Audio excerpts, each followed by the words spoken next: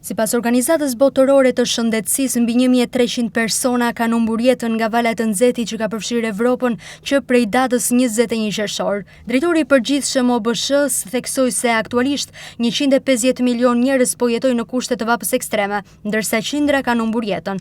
Shkollat janë mbyllur dhe rrjetet elektrike po përballen me presion të madh. 191 milion banor pritet të përjetojnë temperatura mbi 35 gradë Celsius gjatë javës së ardhshme, ndërsa në disa rajone termometri ka kaluar 40 gradë Celsius, ndërsa Franca raportoi 1000 vdekje. Republika Çeke shënoi rekord historik me 41.1 gradë Celsius.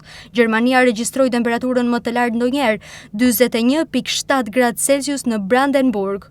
Në Berlin, policia po përdor topa uji për të freskuar qytetarët. Shërbimet e trenave dhe tramvajeve janë reduktuar në disa qytete gjermane.